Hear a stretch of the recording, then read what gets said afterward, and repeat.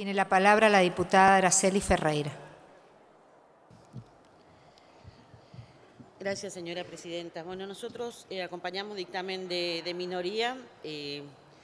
Entendemos que el proyecto, si bien tiene reproducción de cuestiones que vienen del derecho internacional comparado, Estados Unidos, Europa, en realidad acá el problema es, y que también, estamos obligados por la reforma del Código Civil y Comercial, por la unificación del Código Civil y Comercial, a sacar una ley especial que regule lo definido en el artículo 11, que es la introducción por primera vez de lo que es la posición dominante de mercado.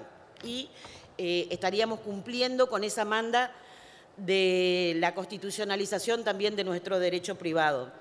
Pero acá el problema es otro.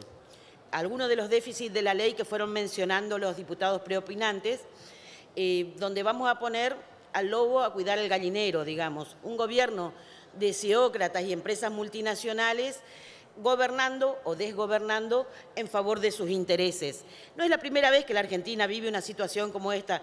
Ya pasó en 1930 y algo, en la época del fraude patriótico, y los resultados todos sabemos cómo terminan. Los grupos económicos terminan trabajando para favorecer sus resultados, sus ganancias, en detrimento de los intereses populares, en detrimento de los intereses de los usuarios, que siempre son ciudadanos, además de ser usuarios. Pero si por algo que escuchaba del oficialismo que se pueden tomar en el recinto las modificaciones que por ahí no se tomaron o no se alcanzó a incorporar en el trámite en comisión, podríamos hacerlo. Así que voy a formular las objeciones. Bueno, no está el diputado Negri, pero él decía que con esta ley no se resuelven los problemas de precio y de inflación. Bueno, le recuerdo que eso fue lo que alegó el gobierno cuando resolvió desempolvar esta ley, pero también le quería decir que sí tiene incidencia, porque si de verdad se ponen en funcionamiento mecanismos que enfrenten la cartelización, tiene incidencia. Y permítame comentarle, señora presidenta, algo que es actual, muy actual. El titular de Maxi Consumo acaba de denunciar que ha hecho una denuncia sobre su propio sector, sobre la cartelización en el área de alimentos, donde él mismo decía que producto de esa cartelización entre supermercados y proveedores, si se rompiese esa cartelización, los alimentos bajarían el 25 al 45%. La Secretaría de Defensa de la Competencia, que debería tomar sus denuncias, se toma el tiempo, está viendo si realmente hay prácticas distorsivas y, mientras tanto, los argentinos están pagando ese sobreprecio que denunció, vuelvo a decir, un miembro del sector económico que más afecta a los argentinos, que es el tema de la cartelización o monopolio en materia de alimentos. Porque la canasta básica de alimentos y lo que mide el INDEC cuando habla de precios, del índice de precio de consumidor, hay que decir que para los sectores más pobres esa inflación es mucho más alta justamente por estos mecanismos de cartelización en el área de alimentos. Nosotros tenemos objeciones particularmente en el tema de clemencia. Ese tema de permitir el arrepentimiento conforme el momento de la notificación después de que se hizo todo el trámite del procedimiento, el artículo 41, entonces es muy fácil. Alguien le avisa de que está por ser sancionado y se arrepiente.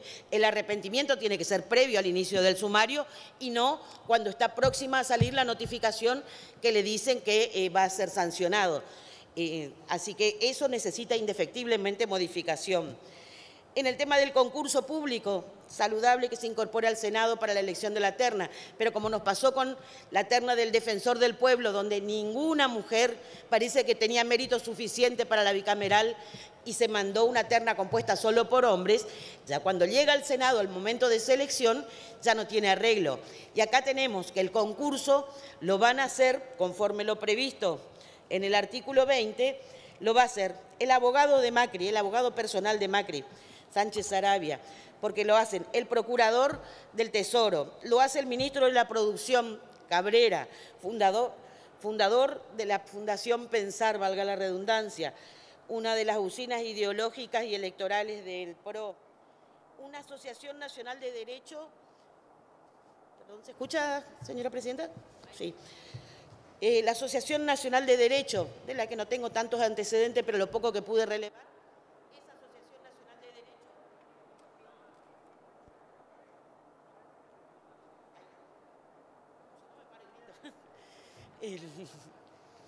Derecho. Se está boicoteando, diputada, usted misma.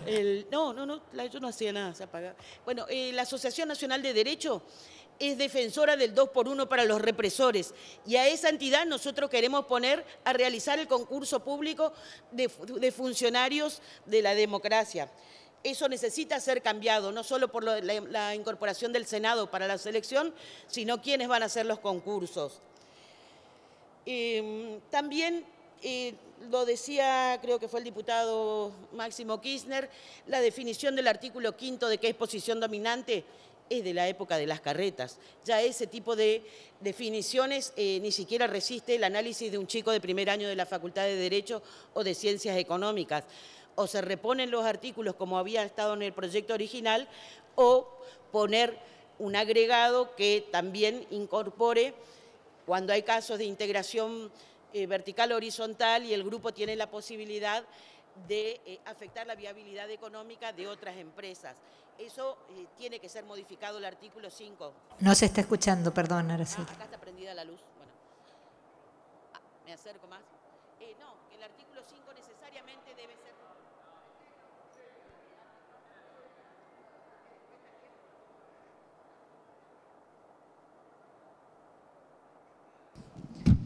¿Ahora? Sí, decía, no sé de qué parte no se escuchó, si es del artículo 5. Bueno, hago todo de vuelta. No, bueno, por las dudas que no se haya escuchado, quiero decir que en el jurado de concurso que prevé la autoridad está la Asociación Nacional de Derecho, que es promotora y defensora del 2x1 para los genocidas. Inviable después de los pronunciamientos que tuvo este Congreso. Eso tiene que ser cambiado sí o sí.